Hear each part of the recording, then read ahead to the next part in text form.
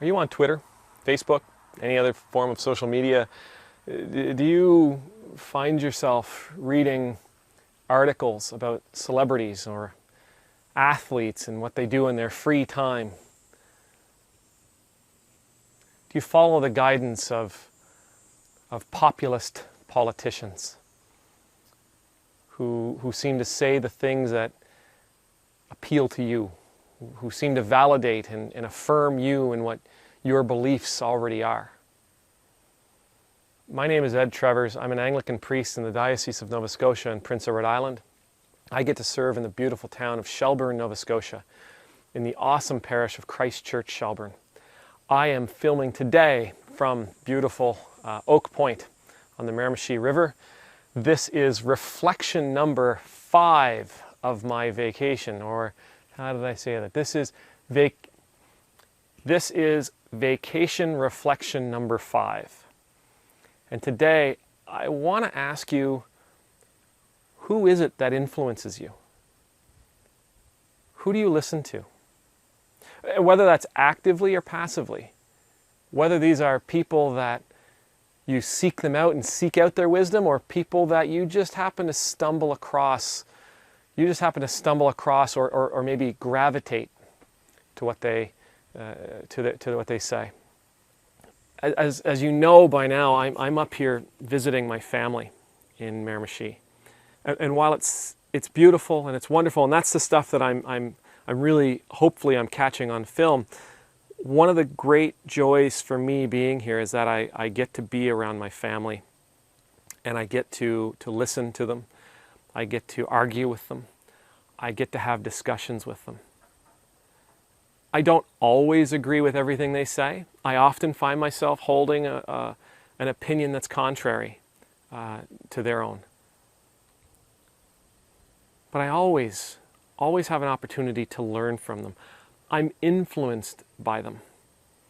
My life, my decisions, my sense of self, my behaviors, my dreams and aspirations, and how I plan on making those things happen. How I raise my kids, how I spend time with my family, the food I eat, the exercises I do, all of that stuff. My family is a great influence on my life in just about every facet. I trust them. I love them. They mean something to me. I value who they are, and I value what they have, and I value what they offer. But not everybody influences us in that same. One thing about this place is mosquitoes and no-see-ums. They're everywhere. Not everybody is a safe influence in our lives. Our society seems to be gravitating more and more towards giving celebrities authority in our lives. They influence us. They tell us what to buy and what to wear. They tell us what to eat. They tell us how we should smell and how we should look. They tell us who we should follow, who we should listen to, who we should vote for, what music we should enjoy. This isn't their job. They have no right to this authority in your life. Most of them aren't seeking it out. But because of their position, because of their stature, because of their celebrity, because they're famous, for whatever reason, we feel like they must be important. And since they must be important, they must be worth listening to. And since they must be worth listening to, they must be people that we should be willing to follow from time to time. And that's not to say that they're always wrong. A broken clock is right twice a day. But they shouldn't have this role in our lives. They shouldn't be given a position of authority. They shouldn't be given the position of an influencer. That position should only be given to people we have a relationship with with people that we have been able to that we have experiences with, that we are able to trust. People that know us. People that want the best for us. Now, I'm sure all those Instagram influencers, they say they want the best for their people, but at the end of the day, would they know you if they bumped into you? No. And those celebrities that we follow and watch and whose candles we try to buy, do they actually want the best for you? No. They don't know you. They don't know you exist. You are literally nothing to them except a number. You're just another follower.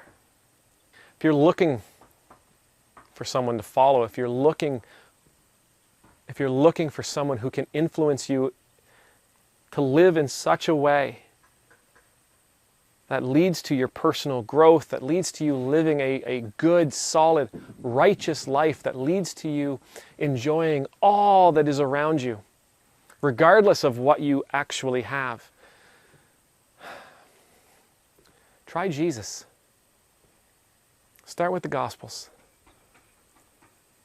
From there, listen to what Paul has to say. Listen to what the prophets have to say. Listen to what the Old Testament has to say. Let God be the ultimate influencer in your life. He's not here, despite what many believe, God's not here to make our lives miserable. God's here to make this life here on earth as wonderful as it possibly could be, and to lead us into the next life. May God bless you. May God keep you. May God make His face shine upon you. May God continuously be gracious to you. May you know the peace of being in God's presence. I pray that you'll be strong enough to allow Him to be the one that leads you. Amen.